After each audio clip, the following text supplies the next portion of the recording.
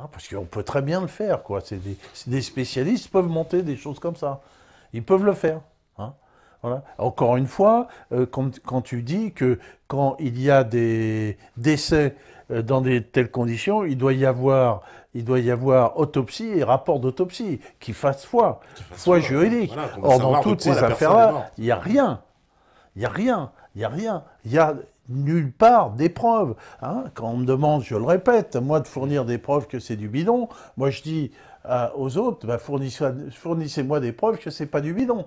Or, ils sont incapables de me fournir la moindre preuve. Hein. Alors ce serait facile de publier un rapport d'autopsie. Oui, un rapport d'autopsie. Voilà, un rapport de médecine légale en disant c'est bien machin. Voilà, il est mort il est comme mort, ça, voilà, il la a cause son- du décès, etc. voilà, les causes Voilà. mais non. Donc, donc tout est possible. Y compris qu'il n'y ait pas une mort. J'en sais rien. Ouais. Je ne vais pas le dire, mais vu que je ne les crois pas et vu que je les crois capables de tout, tout est possible. Alors, qu'est-ce qu'on me dit encore? Alors qui c'est qui dit Voilà. qu'il est content de me voir Alors, on me dit arrêtez d'employer le mot attentat qui donne du poids à la manipulation médiatique en cours. Si une bombe avait détruit l'immeuble de Charlie Hebdo, là ça aurait été un attentat, mais plutôt ce scénario-là à la Luc Besson. Oui, mais bon, ça s'appelle un attentat, Zeus, j'y peux rien. Après, un attentat sous faux drapeau ou pas, voilà, nous, chacun peut faire son opinion, mais c'est quand ça reste un attentat, on va pas non plus. C'est la définition même du mot. Hein. Ouais, puis les autres, ils parlent d'attentat. Il ne faudrait pas qu'ils nous soupçonnent de parler d'autre chose. Alors. Qu'est-ce qu'on me dit? Ah oui, on a marre de se faire humilier de la sorte. C'est quand qu'on va leur faire leur fête à tous ces pourris, tous ces Netanyahou, c'est une Valls, bonne- BHL. C'est une Ils bonne sont question. énervés. Et il va falloir qu'on en parle de cette question. Quand il y a eu le 11 septembre 2001, on était une petite poignée à contester la version officielle tout de suite, puisqu'on l'a fait tout de suite. Hein, peut-être on était une dizaine.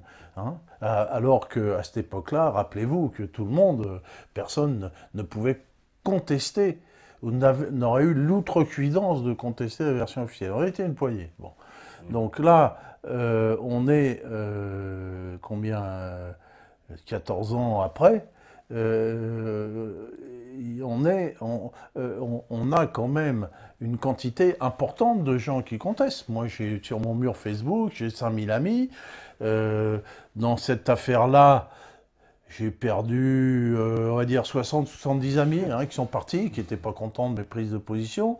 C'est même pas 2% de gens qui sont partis parce qu'ils étaient mécontents que je ne sois pas Charlie. Mais j'en ai gagné au moins le double. Hein. Donc, entre mes amis, des gens qui nous suivent ce soir, qui sont, je sais pas, de 6000 par exemple, hein, déjà, on est quand même un certain nombre à ne plus être pris pour des imbéciles. C'est ça qui est encourageant, c'est de voir qu'il y a pas mal de gens qui tombent pas dans dans justement cette espèce de j'ai envie de dire d'appel parce que c'est un appel à la soumission on nous enjoint donc d'être émotif parce qu'il faut pleurer, il faut voilà, et en plus tout ça a une signification parce que en acceptant ça on accepte en fait toute leur idée, tout ce qui va avec. Obligé. Moi je comprends pas. Que tout, c'est comme dans une religion. C'est-à-dire que la religion elle est prise entièrement ou pas du tout. Voilà, tu prends ou tu vas à la messe tous les dimanches, ou tu fais tes 5 prières tous les jours, et tu appartiens à la religion, ou tu doutes, et tu n'en fais pas partie. Donc là, on nous demande de tout bouffer. Il faut que la messe soit dite et soit complète. Alors, je m'excuse pour les croyants et pour les chrétiens, mais... de cette référence, mais en fait, j'ai rien contre les religions, mais bon, là, on parle des grémors maintenant, je sais pas, t'as entendu parler de ça? Les égrémors. Les égrémors, c'est cette capacité des groupes de créer des religions. Hein. Ah ouais. Bon, un jour, peut-être qu'on parlera des égrémors ici. C'est une chose qui est curieuse, mais là, c'est la religion. Quand tu vois, il y a le Christ, on l'a mis en croix, c'est terrifiant, quoi. Tu vois, là, tu fais une religion sur quelque chose de terrifiant. Et Là c'est pareil, quoi. Tu fais une religion là-dessus, et puis tu dois tout prendre, quoi. On me dit, on m'a dit le patron d'Obama, c'était Netanyahou, il était présent, effectivement, il n'y a pas tard. Le protocole de protection d'Obama est tel qu'il est impossible de le mettre en pleine rue avec 1 million de personnes. Ça, c'est Phil Tubbs qui dit ça. Oui, il pouvait envoyer John Kerry aussi. Hein. En plus, il parle français, on l'a découvert. Il parle même bien français. Je ne sais pas si tu as vu ses déclarations. Il s'exprime, il nous a fait une déclaration d'amour en français. Ah ouais. On a de la chance. Alors, on me dit, il y a même 3 prises audio Tepa et une vidéo. 3 sur Koulibaly, une sur les frères. Celle sur les 2 frères, c'est RMC pendant la prétendue prise d'otage. Sur Koulibaly, il y en a une hallucinante. C'est celle où il ne veut pas répondre aux journalistes de RTL, mais raccroche mal le téléphone, nous permettant d'entendre un pseudo-dialogue entre lui et un otage de l'hypercachère qui ressemble plus à une interview, puisque l'otage pose des questions, argumente comme s'il était dans son salon en parlant à un pote ne partageant pas ses idées. Surréaliste est le mot. Ah, celle-là, je ne l'ai pas entendue. Bah, allez, ça tombe bien. Ouais, bah, j'irai l'écouter, celle-là. Ouais. Ah bah, ouais, moi, de toute façon, c'est quand même assez hallucinant que les mecs ils donnent des interviews pendant les prises d'otages, quoi. Je sais pas. Et puis j'ai remarqué que c'était BFM qui était sur le coup. Hein, cette crise-là, c'était BFM pour la partie française. Et on a vu, on va dire, l'avènement, en tout cas l'éclosion de la nouvelle chaîne I24, la chaîne israélienne, qui elle faisait sa pub dans Paris. Donc ça tombait très bien, j'ai envie de dire. Parce qu'il y avait sa pub au même moment sur tous les murs de Paris. Et ils sont sortis, on va dire, grandis de cette affaire, puisque très connus, quoi, alors qu'on connaissait très très peu, quoi. Donc cette chaîne, toute nouvelle chaîne israélienne, quoi, hein, visiblement. Je savais qu'on connaissait même pas son existence. Ouais, ils sont en train. Je suis un faible observateur des médias. Hein. On a beau dire ce qu'on veut sur la dissidence, refuser le terme la plus résistance ou X ou YZ, mais c'est la dissidence et tous ces acteurs qui nous ont donné les clés pour se prémunir des événements et du catharsis récent. Oui, bon, si on veut, oui, ça c'est Alien qui nous dit ça. Qu'est-ce que vous me dites encore? Enfin, la dissidence, si on peut dire un mot là-dessus, je crois qu'il faudrait un jour utiliser un autre terme, parce que ça veut tout dire et rien dire. Et finalement, on a aujourd'hui à créer un mouvement politique. On ne va pas garder une dissidence complètement éclatée, qui n'est d'accord sur rien. Alors c'est quoi la dissidence? Ça va d'égalité, réconciliation, jusqu'à l'UPR ou je ne sais pas quoi. Est-ce qu'on mord sur debout la France ou j'en sais rien. Ça veut trop rien dire, ce terme-là. Et moi, je serais pour qu'on définisse quelque chose. Alors, j'étais récemment, j'avais organisé un déjeuner chez moi avec Erwan Castel et puis d'autres des volontaires qui vont partir pour le Donbass. Hein. Il faut dire que nous avons des Français là-bas qui combattent et puis d'autres qui vont partir. Et on a pas mal discuté entre nous sur finalement ce qu'on devrait faire, parce qu'on avait des gens, une chrétienne tradie, des gens qui se définissent comme païens, païens, c'est le genre des nations, quoi. Voilà. Moi qui suis un ancien communiste et un des fondateurs du réseau Voltaire, donc plutôt à gauche, et donc on essayait de voir comment on pouvait créer quelque chose, puisque fondamentalement on était d'accord. Alors que si on se référait aux idéologies du XXe siècle, on se serait entretués. Un coco, un chrétien tradit et un païen plus ou moins facho. Tu vois, on se serait entretués. Mais non, on s'est dit, bon, il y a une histoire. Il y a une histoire, c'est un peu aussi l'idée de nos oppositions et nos engueulades. L'histoire est là, mais pendant combien de temps on va faire référence à cette histoire qui nous divise? C'est terminé, puisque nous, on est d'accord sur l'essentiel. Moi, je suis républicain, toi, tu es anti-républicain. Bon, mais... Je me passais pour être anti-républicain. Bah oui, t'es contre 1789. Bon. C'est pas pareil. Mais bon, bref. Ouais, peu importe. On va pas repartir parce que. On va pas recommencer là-dessus. Mais on s'en fout. Mais c'est pour dire qu'on s'en fout, finalement. que l'histoire passée, eh bien, ce sont des pages d'histoire qui s'accumulent, ces pages d'histoire, voilà, et on les assume. Et je prends par exemple l'exemple de la Russie. Je prends l'exemple de la Russie qui assume le tsar, qui assume l'URSS, hein, qui, pendant les défilés de l'armée russe, il y a des drapeaux rouges et qu'il y a des statues de Lénine partout, en Russie partout, et tout le monde vénère Lénine, tout le monde... Il y a personne qui crache sur l'URSS en Russie aujourd'hui, et personne ne crache sur le tsar. C'est-à-dire que eux, les Russes, ils ont réussi à s'accaparer totalement leur histoire. Pourquoi nous, on ne le ferait pas? Pourquoi nous, on ne s'accaparerait pas Philippe le Bel, par exemple, et puis la Révolution française, pour prendre un des rois qui soient les moins stupides, hein, et pourquoi on ne s'accaparerait pas la Commune de Paris avec son drapeau rouge alors que c'est un mouvement patriotique? Voilà, donc on a ces pages d'histoire, alors on peut toujours aller trouver la petite bête, oui, machin, truc muche, il était pas bon, etc. Mais on ne peut pas faire de la politique contemporaine avec l'histoire. Ça, c'est impossible. Sinon, on ne va jamais y arriver. On ne va jamais y arriver. On va toujours finir par s'engueuler. Alors, qu'on arrête de s'engueuler et qu'on arrive à construire un véritable mouvement politique qui soit fondé sur la nation, puisque ça, c'est le lien, la nation et la liberté. Ça, moi, je l'appellerais nation et liberté. Hein. Liberté, c'est justement pour aller à l'encontre de ceux qui veulent nous la voler, notre liberté, avec leurs histoires terrifiantes et criminelles qui nous ont mis sur le dos. Alors, voilà, moi, je fais un appel à tout le monde. Je veux dire que, avec cette histoire-là, maintenant, il est temps. Il est temps, on ne va pas continuer comme ça à tourner en rond et puis à avoir... si tu veux, cette affaire-là, elle permet de séparer le bon grain de l'ivraie. Hein, tu vois, notre ami Claude Bourrinet, il a beaucoup écrit. Là, on voit qui est qui là-dedans. Hein, on voit que le Front National, qui il est. Hein, il a vu que le Front National, il était Charlie.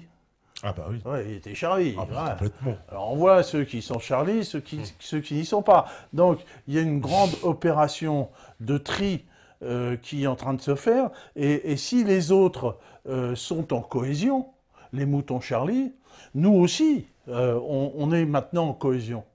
Hein, nous aussi, hein, on se retrouve sur quelque chose, parce que là, on a senti le vent du boulet, parce qu'on était visé. Hein. Et donc, il est temps qu'on se coalise et qu'on crée réellement quelque chose. Et donc, moi, je peux participer à la rédaction, comme Erwan, comme Chouard, par exemple. Tout le monde est d'accord pour dire que les idées de Chouard, c'est déjà un socle solide sur laquelle on peut tourner, mais il est temps de le faire, quoi, c'est tout. Et puis qu'on arrête... Bah, justement, il nous parle du 14 juillet 2015, et on me dit, est-ce qu'ils n'ont pas aussi fait ce genre d'opération pour freiner l'avancée de ce genre de mouvement?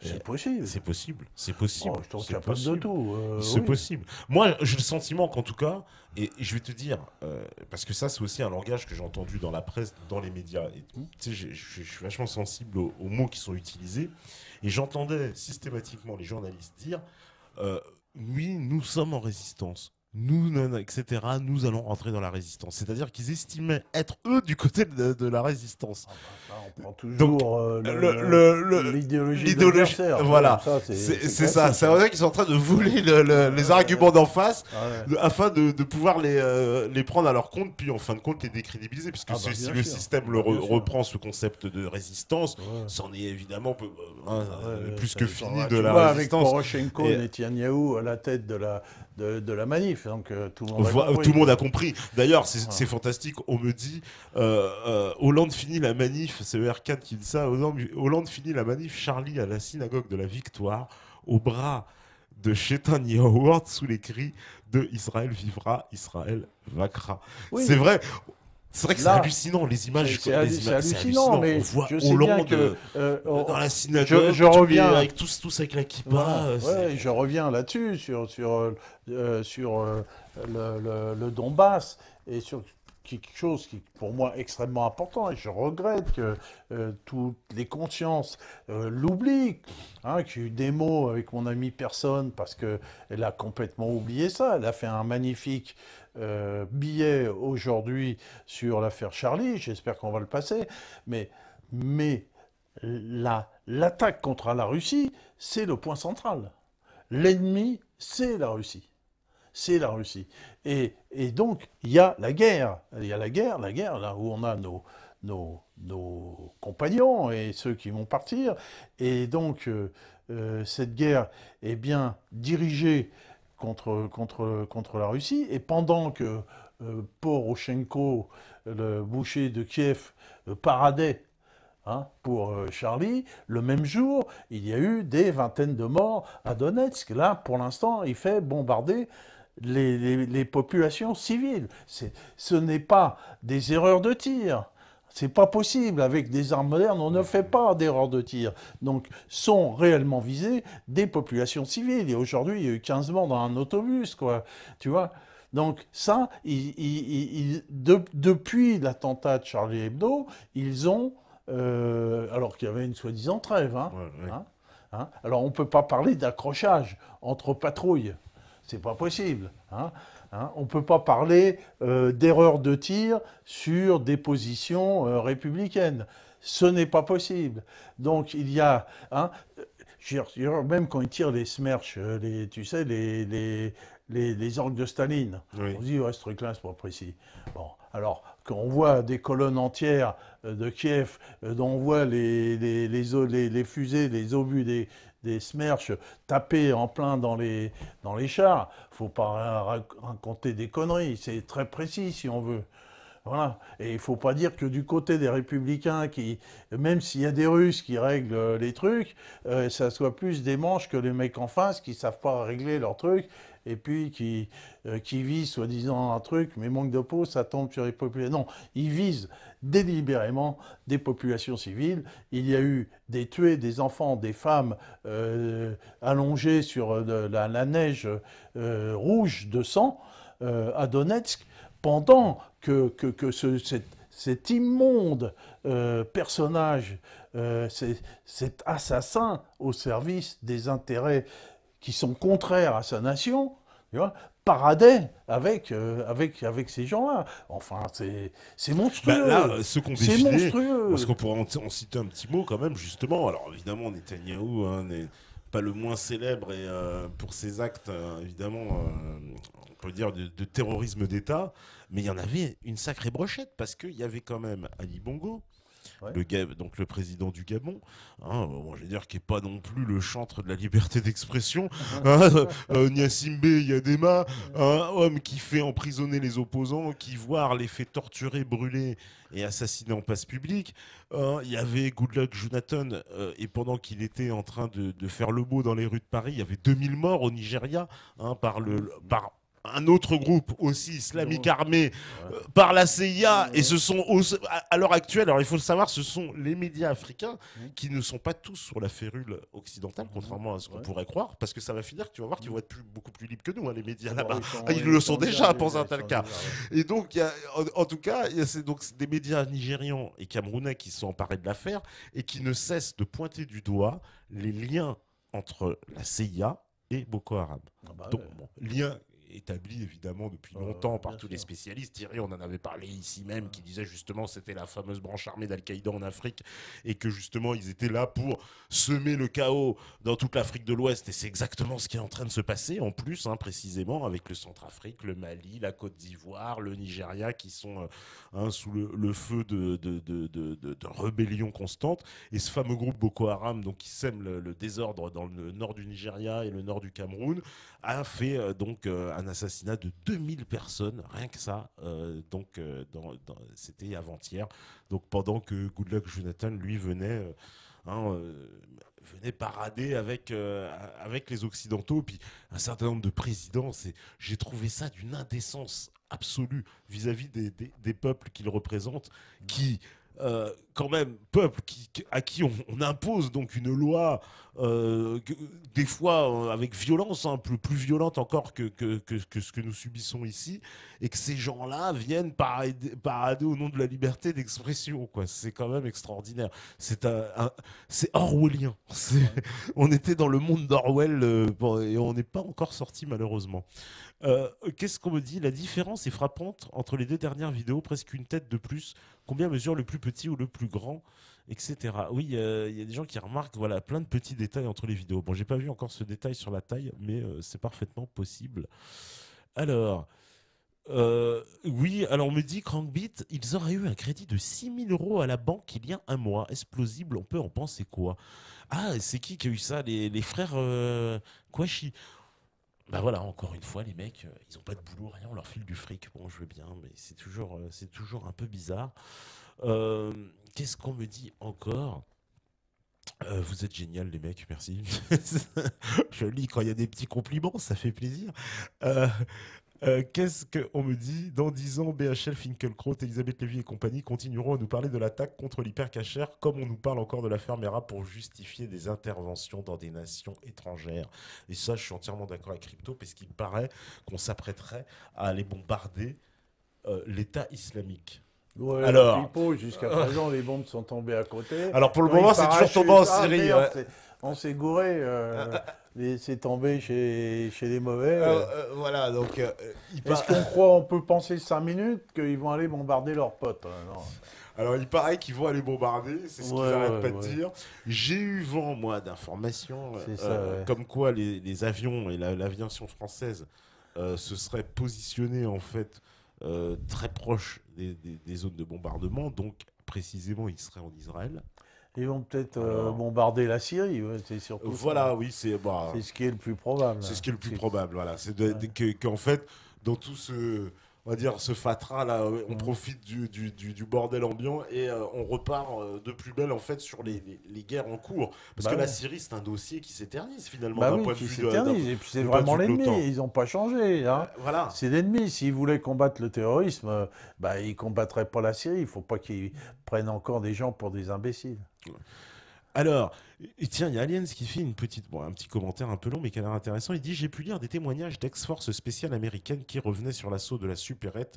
Ce qui trouble ces forces spéciales, c'est l'amateurisme concernant la façon dont le GIGN laisse entrer une seule personne et reste compacté jusqu'à la sortie. Selon ces critiques, il existe un terme pour désigner cette position, le tunnel de la mort, à savoir l'entrée d'un édifice qui fait goulot d'étranglement. Avoir des personnes qui se compactent devant une entrée est très bizarre, du fait que la meilleure position pour déclencher des tirs collatéraux, et d'autre part, c'est la meilleure position pour subir une explosion. Imaginons que le terroriste ait eu un engin explosif ayant atteint la porte, il aurait pu tuer plein d'hommes. Je voudrais connaître le sentiment d'Alain là-dessus. Merci.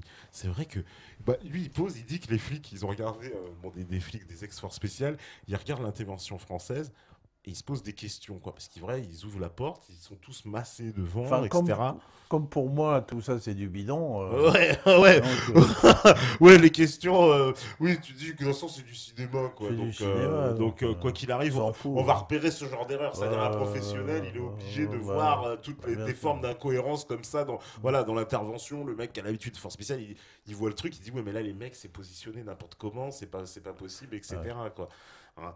Donc ça paraît effectivement un peu évident. Alors, on me dit, ouais, sur la carte d'identité, il mesure 1,69 m. Bon, il était tout petit déjà.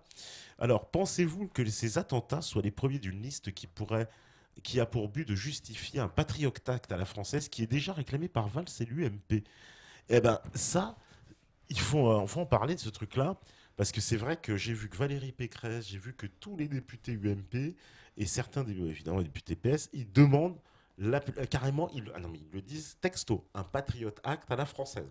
Bah, ouais. Comme ça, les choses sont claires. Hein. On va pas, tu vois, on va Après, même pas inventer un mot. Tu vois, on est tellement américanisé, on reprend le mot un Patriot Act à la française. oui, Carrément. non, mais pourquoi pas. Ouais, ouais. En fait, tout ça est dû à ça. Et en fait, c'est nous qui sommes visés, toi et moi. Ouais. Et voilà, donc, bon, c'est clair, quoi.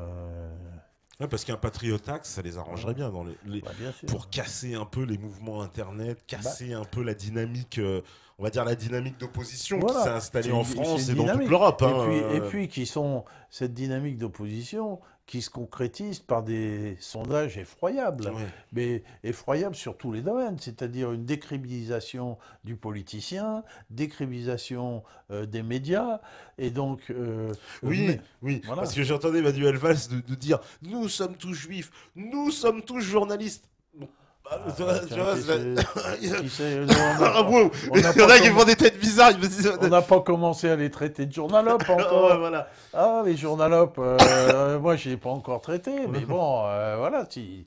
Bon, t'es une journalope, Valls. Bon, ok, vas-y, c'est une affaire entendue. Mais de toute façon, on sait très bien que qu'il y a un milieu politico-médiatique, que c'est la même chose.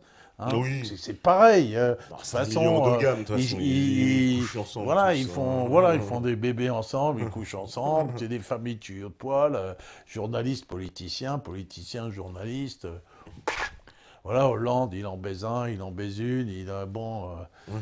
voilà, je sais pas s'ils ont des petits, mais Ah, ouais, il y en a puis qui quand ils font des petits, souvent ils vont en tôle, ils font du trafic et machin. Tu vois. On va faire une deuxième pause parce que la régie, je crois qu'elle est prête. Parce qu'on a des nouveaux systèmes maintenant, il y a des nouvelles machines. Alors, c'est plus comme avant. On doit se préparer, mais elle est prête. Donc, on y va, on fait la pause et on revient juste après. À vous, la régie. Voilà, donc de retour sur la libre antenne, toujours saison 2, toujours avec Alain, et c'est toujours l'émission Je suis Méta TV.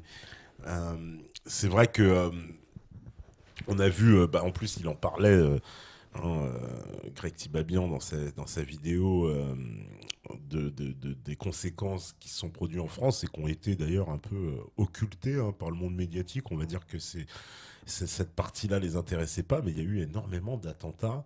Enfin, d'attentats, alors là pour le coup, peut-être pas le mot. Anti-musulmans. Attentats anti-musulmans, avec on l'a vu, des attaques de mosquées, effectivement des tags haineux, des agressions, etc. Et on voit bien le climat qui est en train de régner, de s'installer petit à petit, qu'on a voulu installer en France. Climat de guerre civile. Un climat de guerre civile. Guerre civile, j'ai vu l'armée patrouiller dans Saint-Denis, avec gilet pare-balles, le casque et le FAMAS, tu vois, hein, et se positionner face à la basilique, alors que Saint-Denis est une ville à majorité musulmane. Il faut voir la tête des gens. C'était quoi, la guerre d'Algérie ou quoi, tu vois? Les gens étaient décomposés par ça. Il faut voir les réactions qu'il y avait dans les cafés, des gens qui parlaient de ça. Ils sentent bien, la population musulmane sent bien que ça, c'est pas seulement dirigé contre eux, mais pour créer un climat de guerre civile. C'est ça qui est cherché. Et puis on s'y attendait, quoi. Qu'est-ce qu'il y a de mieux qu'une guerre civile pour prendre le pouvoir sur un système? On sait bien que les anglo-saxons, leur truc, c'est toujours d'être dans les deux camps et de jeter les uns contre les autres. Et puis d'installer un chaos. On voit bien que Voilà. là, il y a une vraie continuité avec toute la politique qui a été menée par l'OTAN depuis... l'OTAN et on va dire l'impérialisme américain, puisque l'OTAN c'est que le bras armé, mais d'installer le chaos dans le pays, quoi. Et en Europe, on le savait, on y pensait, mais voilà, on voit que oui, on peut installer le chaos à partir de la France, quoi. Faut bien voir que dans le Qatar, les frères musulmans s'introduisent dans les banlieues, d'un côté. Hein, donc c'est le grain, la partie qui va pousser côté musulman, et que ces Qataris qui paradaient d'ailleurs à la manif, je suis Charlie, eux ils financent ouvertement le véritable terrorisme qui aujourd'hui est un terrorisme qui a toujours été au service des intérêts occidentaux. Hein, faut bien le terrorisme réel, tel qu'on l'a vu en Syrie.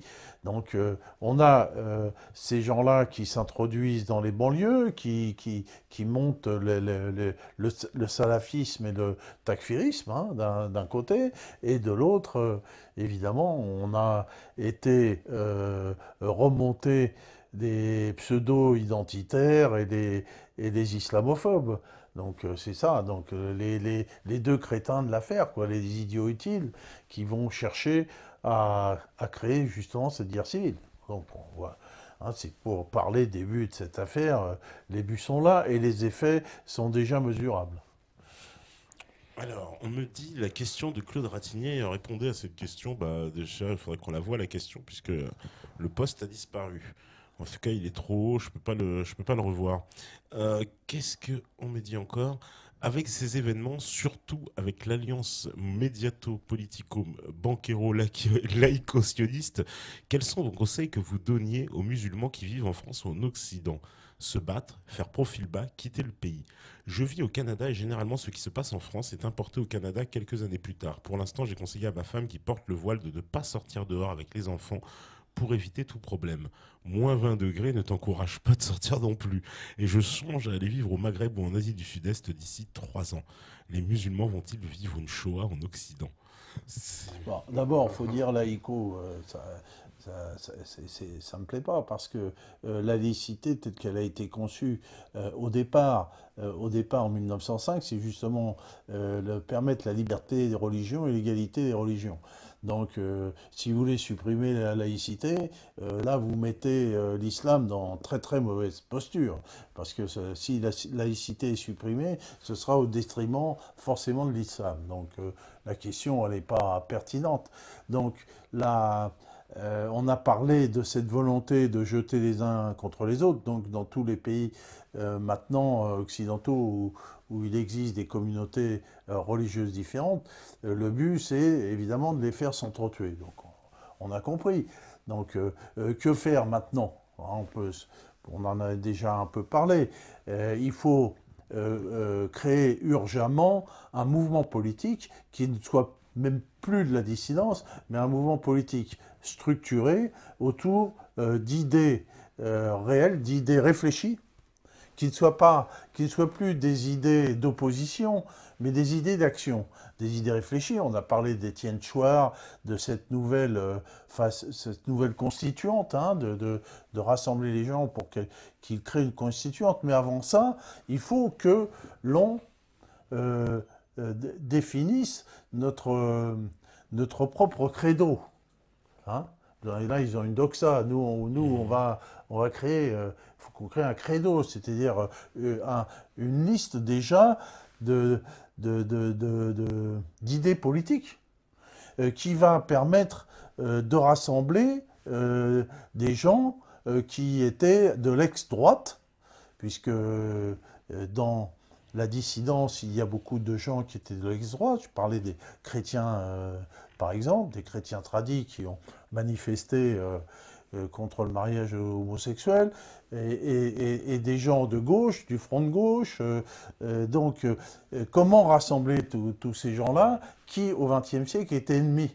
Et que même nous, qui sommes archipotes, tous les deux, on arrive encore à s'engueuler quand on parle de l'histoire. Donc, voilà, il faut prendre pour exemple ce qui a été fait en Russie. Voilà un bon exemple. Hein. Et je reprends même le meilleur exemple qui est celui de la Novorossia. On a parlé de ce drapeau de la Novorossia, qui est le drapeau rouge des prolétaires, le drapeau rouge de la Commune de Paris, qui est frappé de la croix de Saint-André, qui est de Saint-André celui qui a évangélisé qui a créé l'église de Constantinople, l'église de Constantinople qui a évangélisé la Russie. Donc, on a créé urgemment aujourd'hui un syncrétisme, de mettre de côté l'histoire de ce qui nous divise du XXe siècle, de cette histoire-là qui a fait se jeter les uns contre les autres, du communisme, du fascisme, du christianisme, et que il faut qu'on arrive à mettre en cohérence ce qui nous unit. Hein, j'ai dit, donc chez moi, j'ai rassemblé des gens qui étaient de différentes opinions politiques du XXe siècle et de voir que tous ces gens étaient d'accord, quoi. Donc il y a cette possibilité. Donc, que les bonnes volontés se rassemblent, qu'on le voit autour de Meta TV ou je ne sais quoi, autour d'Internet, pour qu'on arrive à mettre noir sur blanc des idées, et surtout pas d'idées qui fâchent. Ouais. Hein, Bah, voilà, surtout, des idées qui fâchent pas. bah voilà, moi, pour répondre à Muse, là, justement aussi, je pense que il est grand temps, effectivement, de se réunir. Il est grand temps d'arrêter, en fait, les oppositions d'ego, les oppositions qui nous empêchent d'aller vers l'objectif, finalement, vers ce vers quoi on aspire tous, puisqu'on en est capable. Bah oui, On en est capable. bien On en est sûr. capable. On est capable de définir un programme commun. Et là, c'est pas une question de musulmans, parce que finalement, cette histoire musulman, c'est vraiment comment dire, le choc des civilisations qu'on veut nous amener qui nous force à raisonner de cette façon-là.